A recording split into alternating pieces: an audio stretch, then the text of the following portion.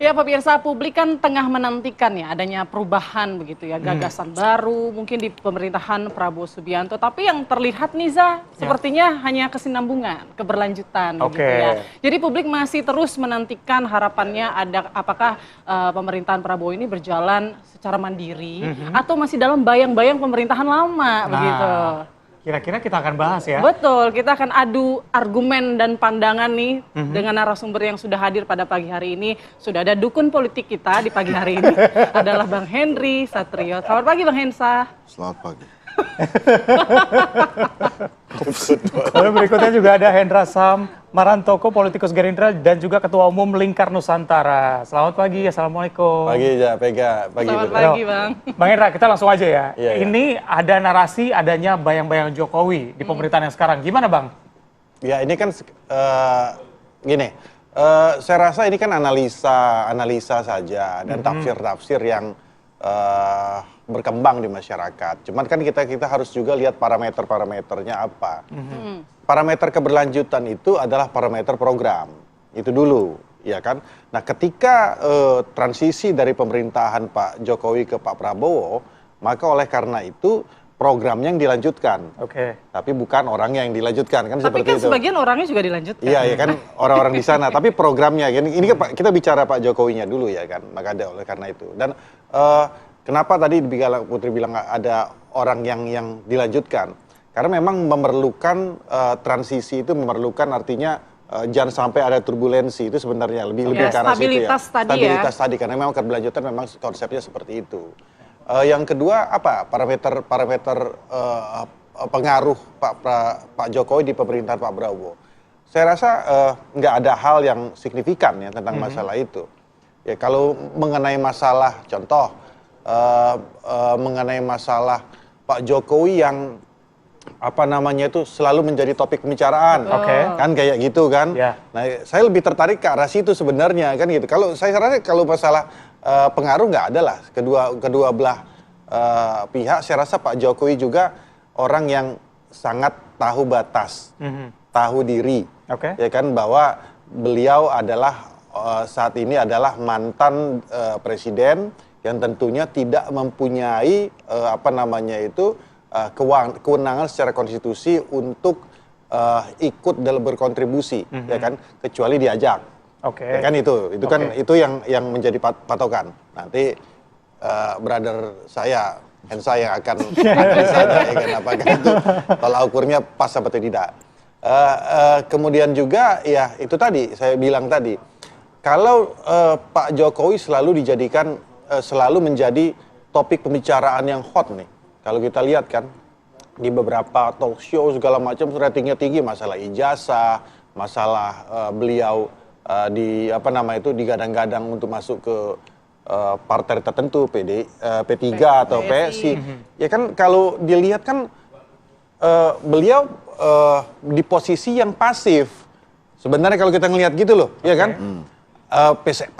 Ada kontestasi masalah P3 siapa yang akan menakodai, PSI siapa yang menakodai, kemudian ditanyakan ke beliau, ya beliau akan jawab kan kayak gitu. Ya teman-teman wartawan juga yang mau giring-giring ke sana atau dari pihak-pihak lain. Begitu juga tentang masalah ijazah, kan bukan dari pihak Pak Jokowi yang ijazah gua nggak bener nih kan gitu kan. Tapi ada pihak-pihak tertentu, teman-teman Roy Suryo dan lain sebagainya yang kemudian membuat ini sehingga akhirnya ya memang mau nggak mau algoritma Pak Jokowi di mata politik akan naik. Makanya kan ada teman yang ngomong, ini bukan saya ya, saya lepaskan dulu baju saya sebagai seorang politisi partai. Jadi ada yang ngomong-ngomong, jangan-jangan Roy Suryo ini sama Pak Jokowi tektokan ini ya kan? Gitu kan? Iya kan? Jadi hal-hal kayak gitulah, ini joke saja. Jadi oleh karena itu ya hal-hal seperti ini saya rasa hal-hal yang biasa lah ya. Kalau masalah tafsir, masalah analisa itu harus kita lihat parameternya juga apa. Dari saya kayak gitu.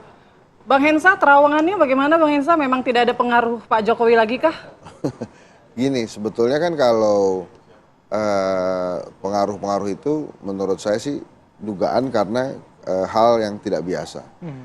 Yang pertama, antara Prabowo dan Jokowi ini memang presiden pertama yang berkomunikasi baik gitu. Sejak zaman Soekarno. Belum pernah terjadi.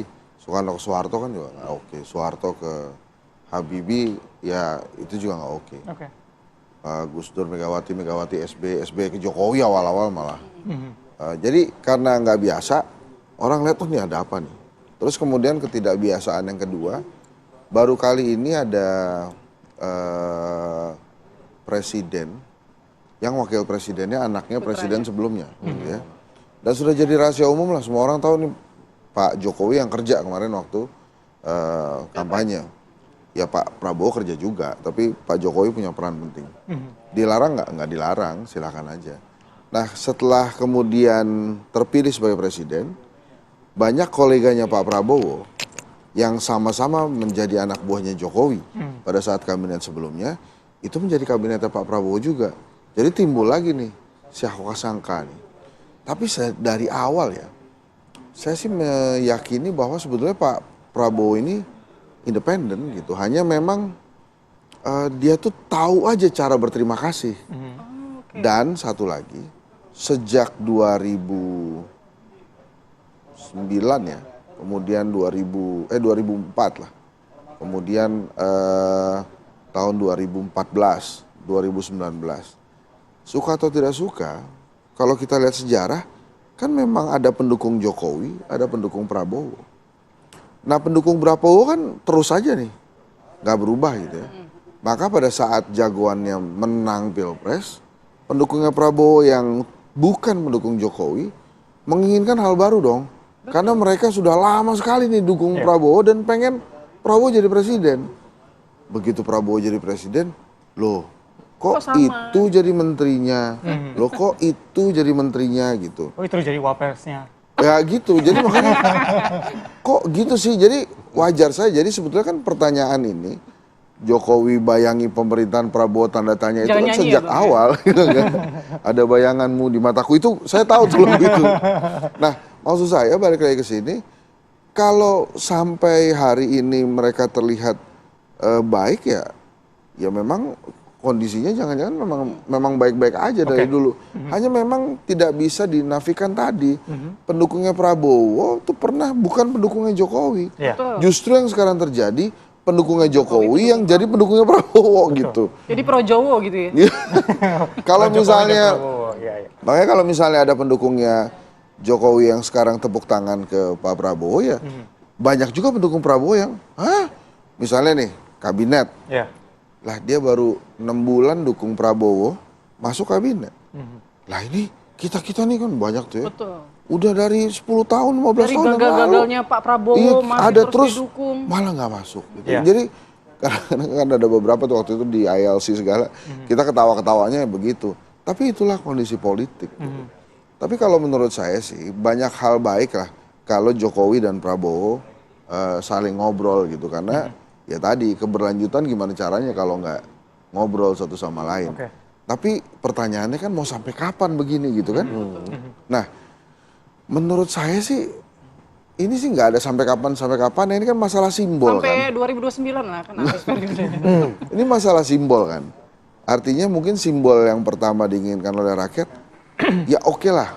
Gibran ke Pak Jokowi kan jadi wapres pasti jadi wapres terus.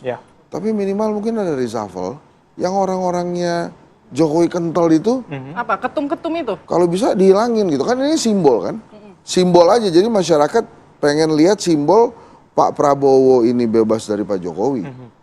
Kalau masalah Pak Jokowinya ngobrol satu sama lain dengan Pak Prabowo menurut saya nggak masalah. Jadi abang melihat ada upaya ke sana memang? Kelihatannya kenapa topik ini muncul lagi, itu ada kaitannya dengan keinginan pendukung Prabowo itu untuk menghilangkan simbol-simbol Jokowi ada di Pak Prabowo-nya gitu. Saya sih ya dua-duanya nggak salah. Pak Prabowo kan sekarang presiden, dia ngambil kebijakan ya begini menteri saya. Ya, terserah saya dong gitu. Nah sementara masyarakat juga pikir ya oke Pak, tapi yang ini oke. Kalau bisa yang ini gantilah. Kalau bisa yang ini ganti. Dan Pak Prabowo tuh kan ngedengerin rakyat. Makanya waktu di Juni, tanggal 2 Juni kemarin, waktu perayaan Hari Lahir Pancasila, kan keras. Kalau nggak bisa kerja mundur aja. Iya. Daripada saya tindak gitu ya. Oke. Itu keras tuh, itu bukti dia mendengarkan rakyat banget gitu. Oh rakyat pengen ganti-ganti keberlanjutan yang ada perubahannya, ya didengerin sama dia gitu. Oke Bang Hendra, gimana? Tadi kata-katanya adalah pendukung Pak Prabowo sebenarnya ingin lepas dari bayang-bayang Jokowi nih. Enggak, gini, saya mungkin agak sedikit mendahului ya, bahwa saya bisa mungkin nanti ke depan, ingat omongan saya mudah-mudahan betul, bahwa Pak Prabowo akan mendapat julukan sebagai Bapak Pemersatu Bangsa. Ini penting menurut saya kan, ada Bapak Pembangunan, ada proklamator, ya kan. Saya mungkin orang pertama mendeklar di sini bahwa dia adalah Bapak Pemersatu Bangsa. Ini bisa kita lihat sebenarnya gini, maksud saya ya kan. Kita jangan fokus kepada Pak Jokowinya saja. Kalau kita mau lihat ya kan, kalau kita mau lihat secara objektif ya kan, ketika Pak SBY naruh anaknya di pemerintahan ya kan, apakah dia bisa dikatakan Pak SBY dengan rumus ini ya, dengan tesis ini menyatakan bahwa Pak Prabowo di bawah BWM Pak SBY? Apakah ketika ya kan siapa lagi? Bu Mega kemudian ketemu dengan Pak Prabowo pada saat ini, apakah dengan begitu Pak Prabowo dianggap akan di bawah bayang-bayang Bu Mega? Kan enggak juga. Jadi kita harus fair ngelihatnya, harus objektif ngelihatnya. Jadi inilah maksud saya bahwa poros-poros bangsa, bahwa itu juga bisa mungkin terjadi ketika mungkin Pak B.J. Habibie mungkin masih hidup. Beliau pasti akan rangkul, ya kan? Beliau pasti, ya kan Bu Mega saya udah bilang kan gitu kan. Beliau mau di dalam mau di luar itu hal yang lain. Tapi beliau coba untuk merangkul untuk bersatu. Jadi kita harus fair juga melihatnya bahwa memang yang selalu menjadi spotlight kan ketika Pak Prabowo ada dekat dengan Pak Jokowi, itu terus yang disorot. Tapi ketika beliau dekat dan selalu intens dengan Bu Mega, berusaha intens dengan Bu Mega, berusaha intens dengan Pak SBY, tapi kan ini tidak selalu menjadi bahan pembicaraan kita, kan gitu kan. Ini loh maksud saya yang kita harus dudukkan dulu masalahnya ini secara proporsional. Kan gitu. Oke. Bapak Pemersatu Bangsa atau sebetulnya masih menjalankan agenda politik lama atas nama persatuan? Kalau saya ya, nggak apa-apa. Pak Prabowo memilih meneruskan pembangunannya Pak Jokowi. Emang semuanya yang diterusin? Saya sih yakin enggak. Dipilih sama dia tuh. Karena dia punya program prioritas kan, ada MBG, ada Koperasi Merah Putih, ada sekolah rakyat dan lain-lain. IKN pernah diomongin nggak? Ada kan tetap tapi mungkin porsinya beda sama MBG. Ya, revisi kritiknya itu yang diharapkan juga, jangan dilanjutkan tapi tetap direvisi gitu ya. Jadi kalau menurut saya sih, memang ya ini jalan ninjanya Pak Prabowo aja gitu. Kalau mau ngambil dari Kaisang kan gitu. Jalan ninjanya Pak Prabowo ya begini, tetap berkomunikasi dengan Pak Jokowi. Nah ini masalah, ya kalau menurut saya bukan masalah lah. Ini kondisi yang kemudian dilihat oleh rakyat. Sebelumnya kita nggak pernah ngelihat tuh Jokowi sama SBY jalan bareng terus. Yang ada satu ngeritik, yang satu lagi ada di Hambalang, misalnya satu lagi waktu itu kan. Selalu begitu gitu. Nah ini kan terus jalan bareng aja.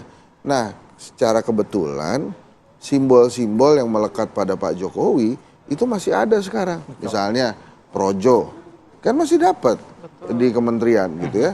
Kemudian ada menteri-menteri yang sangat dekat masih ada gitu. Nah maksud saya membaca simbol-simbol ini rakyat yang mesti dikasih tahu bahwa kalau kemudian Presiden Prabowo ingin menjalankan pembangunan, dia tidak harus melupakan presiden sebelumnya. Dan presiden-presiden sebelumnya juga mestinya begitu. Nanti next presidennya juga begitu gitu ya. Supaya rencana jangka panjang juga bisa jalan begitu ya? Iya, nah misalnya sekarang nih ada isu pemakzulan Gibran. Kan Pak Prabowo juga melakukan sesuatu untuk mencegah hal isu ini berkembang. Misalnya salah satunya dengan bertemu dengan Purnawirawan gitu ya. Ketemu langsung sama Pak Trisno. Sama kemudian Pak Wiranto ngasih tips kan. Bukan ngasih tips ini, saya membacanya kayak ngasih tips nih. Wiranto bilang, itu bukan ranahnya Pak Prabowo sebagai eksekutif, sebagai presiden. Walaupun dia nggak nyuruh, lu ngomong sama legislatif. Cuma kan Purnawirawan ini pinter-pinter kan. Betul. Oh iya, berarti menurut Pak Wiranto jangan-jangan ke legislatif berkirim surat deh. Itu udah benar tuh. Oke, Nah, tapi baik. salah satu kata kuncinya adalah melepaskan bayang-bayang yang agak sulit sepertinya. Kira-kira strateginya seperti apa akan kita bahas usai jeda. Tetap bersama kami di Apa Kabar Indonesia Pagi.